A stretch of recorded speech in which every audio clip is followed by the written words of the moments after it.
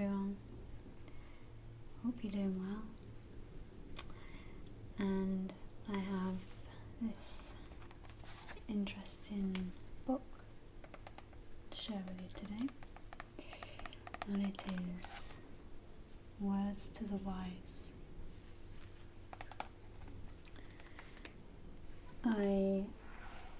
I've been reading it recently and I've found some really interesting tips that I wanted to share with you. But before I go through those, there's a few quotes I want to read to you. In fact, I haven't read the whole book yet, but if you find it to be interesting, then I will link it below for you to have a look. The monks of Zen Buddhism, whose whole doctrine is one of internal truth, have left us some good precepts. They say that when a man talks with his real self, when through the highest of human accomplishments he is lifted up to that truth ever abiding within him, he neither sees nor hears anything. No elaborate or fantastic visions come to him, nor do beings of the invisible world deliver vast orations. The little self, personality, when elevated to temporary identity with the great self of universality, neither senses nor perceives, but rather knows. For that which is known under such conditions, there is no word.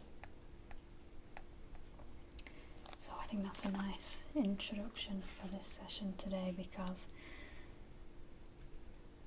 a lot of us tend to think about the rewards of studying philosophy, esoteric, mysticism, anything metaphysical, and we start to think about or hear about all these abilities that you can obtain through doing so, and really there is no sort of grand, majestic visions that you're going to see, or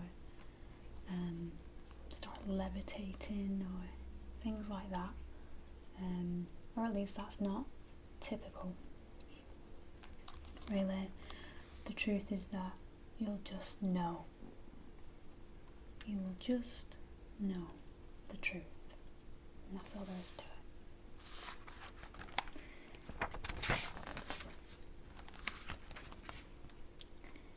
So the next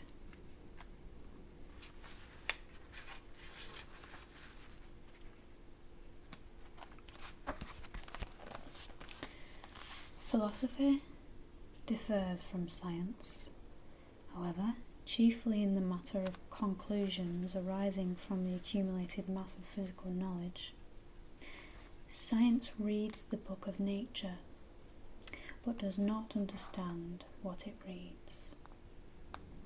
All too often, therefore, profundity of scientific learning inclines to atheism, or, at least, to a morbid agnosticism.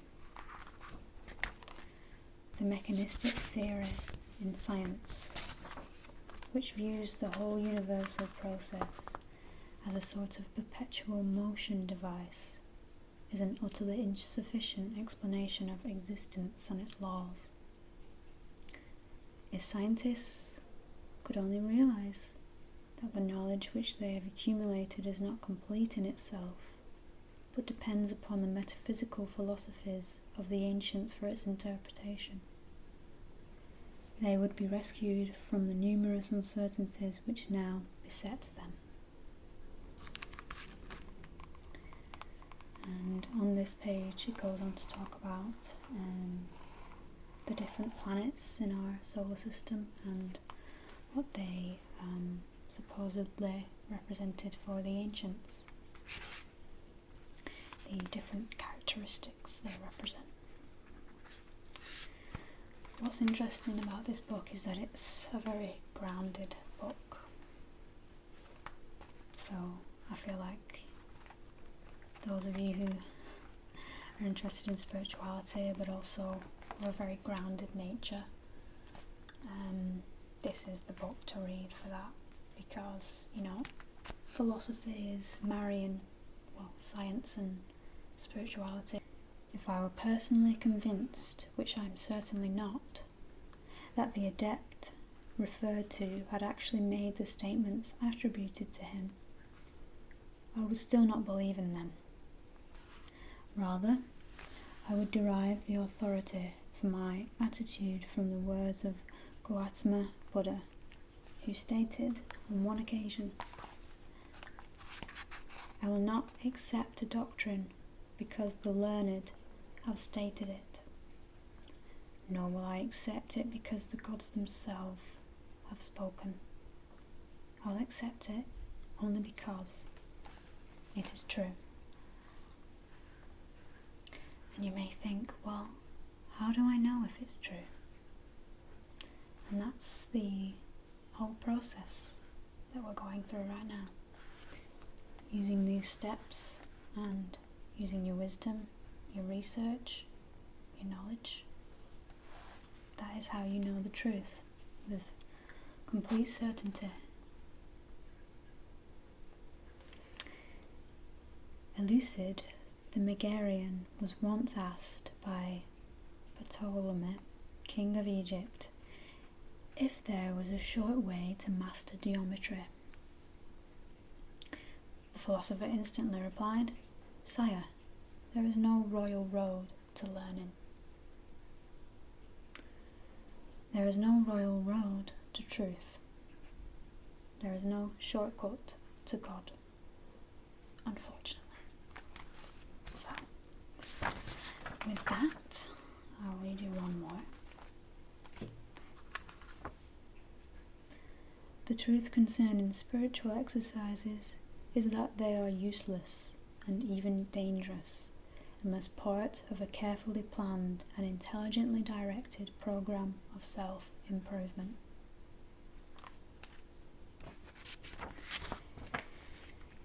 Okay, now we'll consider the 7 requisites of character.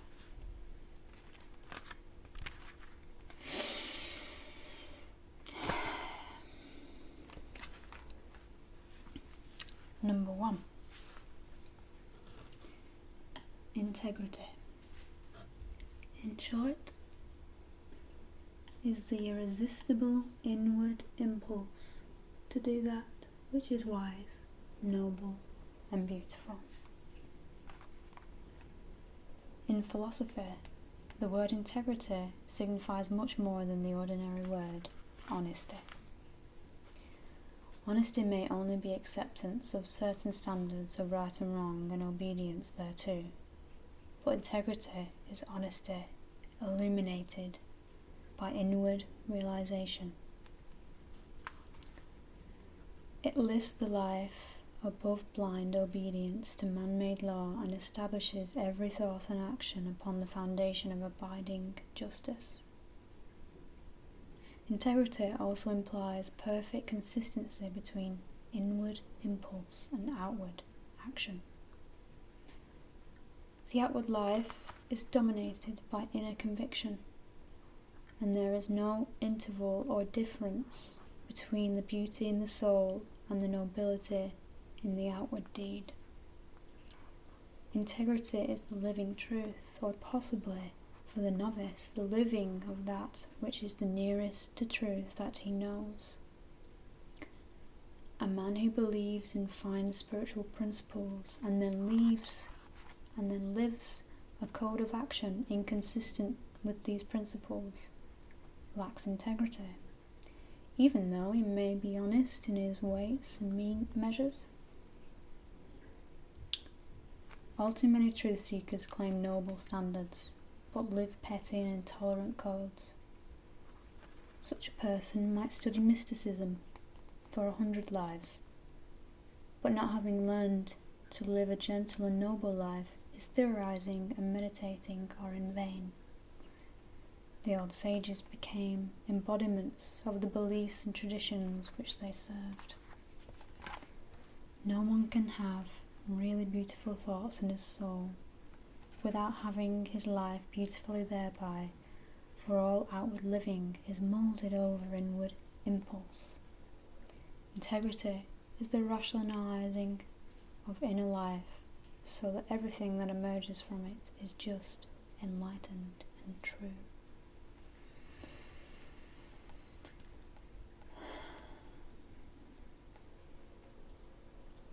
Number 2. Discrimination is to invariably discover right and choose it from among conflicting and confusing opinions. Out of integrity arises discrimination, for the life that is founded in truth is lived in harmony with truth. The virtue of discrimination lies in the power it bestows to determine the comparative dignity of values. The end of discrimination is to invariably discover right and choose it from among conflicting and confusing opinions. Discrimination to a certain degree is judgment. To another degree, it is clear vision, and to a considerable measure, it is courage. Discrimination leads to conviction and bestows the courage of conviction. He who possesses discrimination can never be victimized by the illusory values of this mortal sphere. All the old philosophers declared discrimination to be invaluable to the pursuit of wisdom. A person incapable of discriminating between the various doctrines that have been promulgated in different centuries and civilizations can never hope to discover truth. Philosophy is a service to truth, and no man can serve well that which he cannot discover surely. Discrimination destroys false gods. It releases the soul from bondage to opinions. It emancipates man from 1,000 errors. To use a poetic phrase, discrimination picks unerringly the polar star from a galaxy of constellations. In modern metaphysics, thousands of students drift from cult to cult upon a tide of moods and emotions. We cannot truly progress until we chart the course of our purposes. Discrimination removes the uncertainties from action. We drift no longer, but steering a sure course, come at last to the safe heaven we have sought.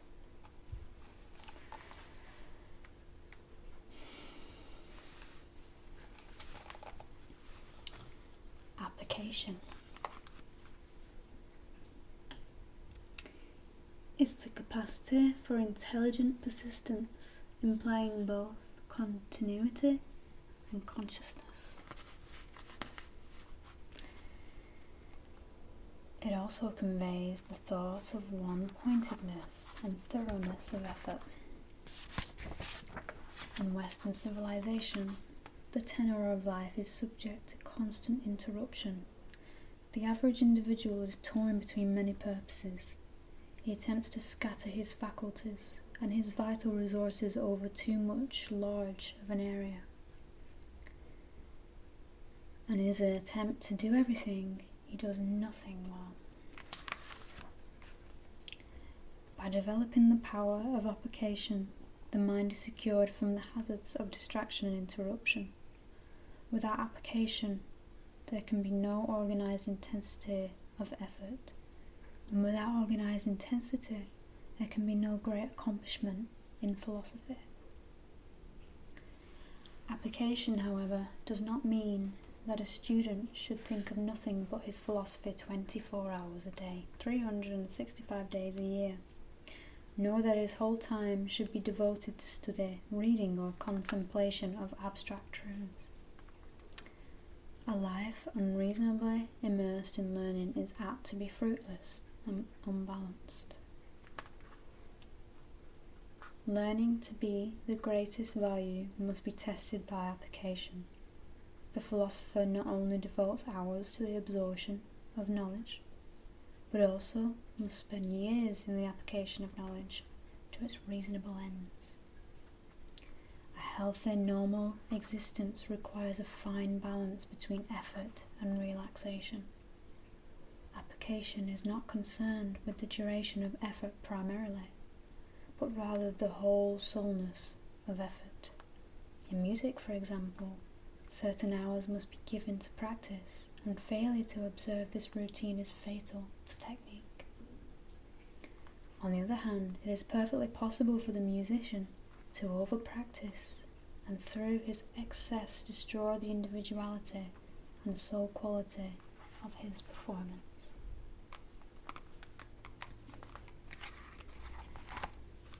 Number 4. Patience is the test of character, courage, and understanding.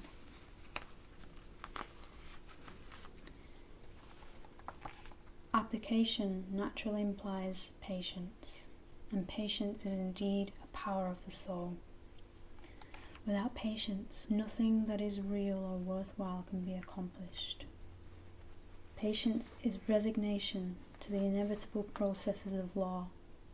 It should not destroy enthusiasm, but should curb all extremes of emotion, bringing about a gentle acceptance of the facts of existence. Nearly all students of metaphysical subjects are lured away from reason by the impatience of mind and heart. The most fatal delusion of metaphysics is belief in shortcuts to perfection. Many erroneous doctrines are catering to the impatience of human soul. No individual who is willing to allow only 1 or 5, 10 or 50 years to the perfecting of himself should ever take up the study of philosophy. The ancient wisdom teachings measure the progress of the individual not in terms of years, but in terms of lives. It has taken thousands of millions of years to bring man up through the numerous stages of evolution to his present state. And it will require millions of years more to lift him to the divine heights to which his heart aspires. There is something pathetically ridiculous about people who are able to believe that they can attain cosmic consciousness in a few short lessons.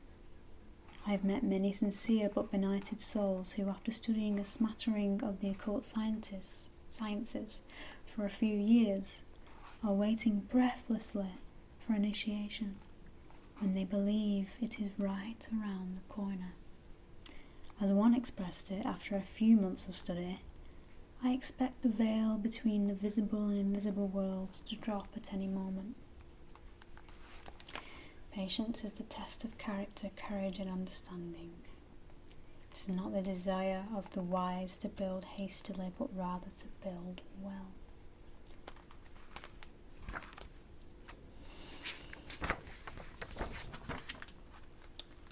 Number 5.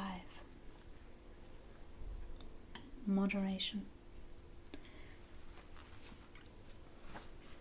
In all things, not too much, as a requisite of philosophic enlightenment. All the great masters of wisdom have warned their disciples of the dangers of immoderate attitudes. To Buddha, the philosophic life was the middle path between all intemperances of impulse. To Aristotle, sufficient learning was the golden mean and equilibrium overcoming every aspect of excess.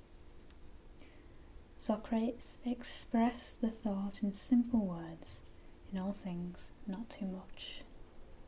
Moderation is a requisite of philosophic enlightenment, is a single word to cover a multitude of temperances. Moderation, first of all, arises from an economy of resources. For in terms of energy, every intemperance is an extravagance.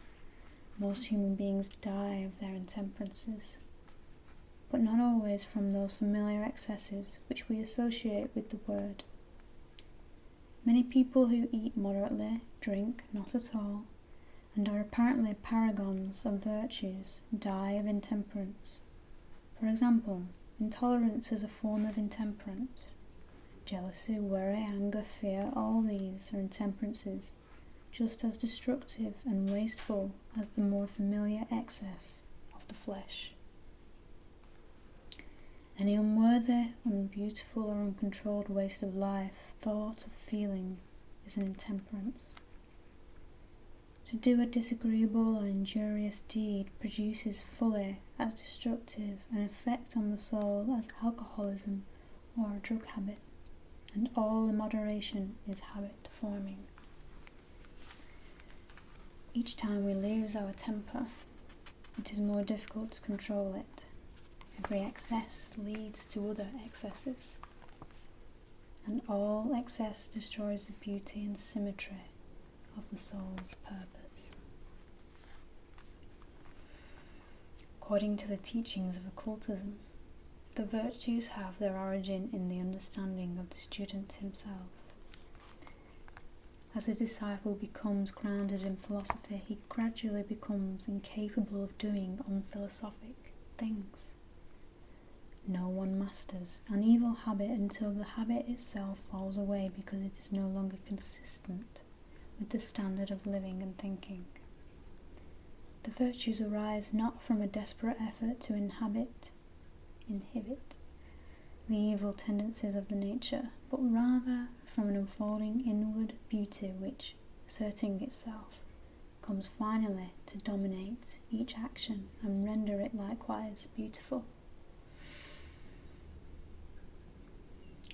Philosophy, by leading the mind away from excess and establishing it firmly in moderate courses of thought and action, elevates the entire life, bestowing new inspiration and meaning upon each impulse and attitude. When the golden mean is established in men, the golden age will be established in the world. 6. Detachment is not only the mastery of the impulse to possess, it is the ability to disassociate values.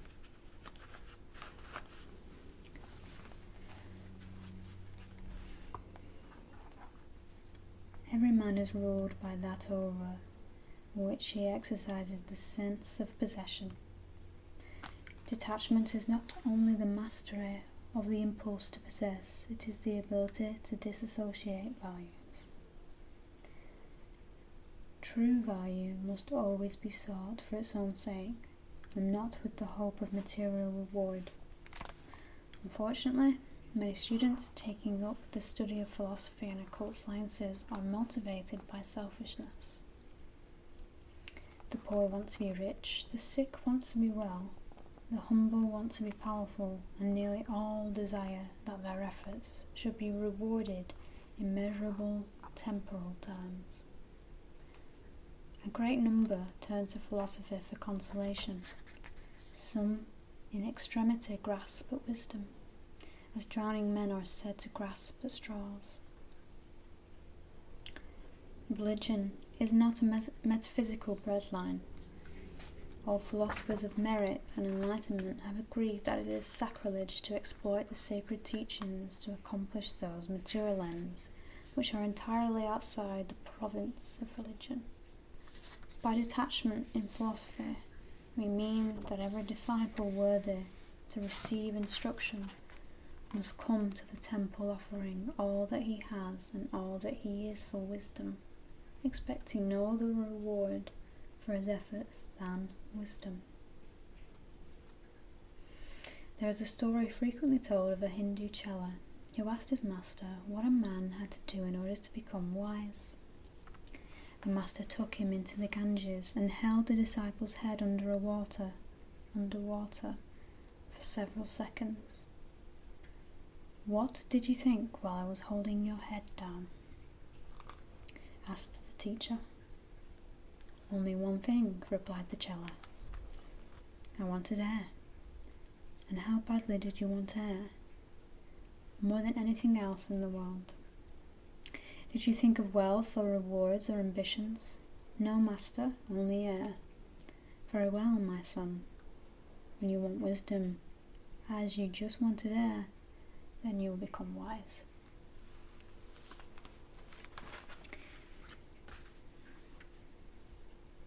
Number 7, our last step, relaxation. I think we all know about that.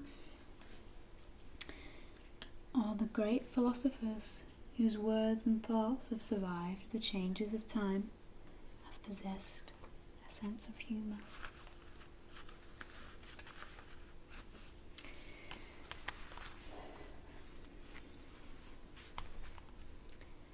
The achievement of philosophy is the most serious work in the world, but no one can afford to take it too seriously.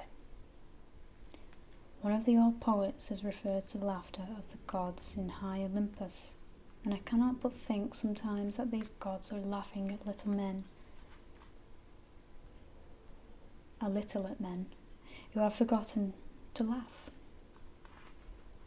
All the great philosophers whose words and thoughts have survived the changes of time have possessed a sense of humour. It is observable that most students of metaphysics take themselves and their efforts too seriously for their own good and the comfort of others. Instead of mysticism bringing them a deep and abiding joy and peace, it bows them down with the weight of the cosmos. It is perfectly possible to assume the moral responsibility for action and, at the same time, retain a native optimism and a sense of humour.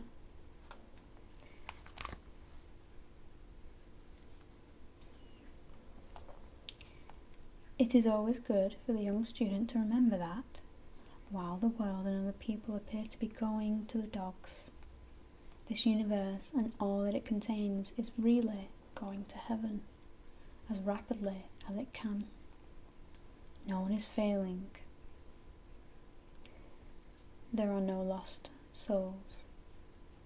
Although many seem to desire to grow by a difficult and unpleasant process, everyone is growing.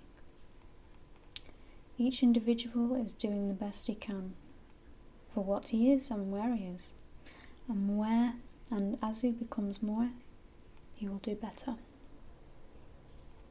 Each individual should carry as heavy a burden as he can carry joyously. But when his morale begins to bend under the weight of his load, he is no longer contributing to the common good. The financial depression of 1929 proved to thousands that happiness did not arise from possession, but from values within the soul itself. This is an important lesson, worth all the sorrow that it has cost. In metaphysics, relaxation means even more than this detachment from strain and stress. It means the ability to rest the mind from the heavy processes of thinking by periodic detachment and repositing of the thinking process.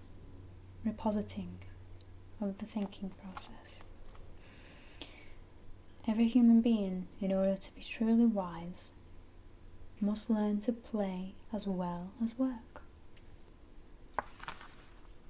I cannot too strongly recommend relaxation to metaphysical students.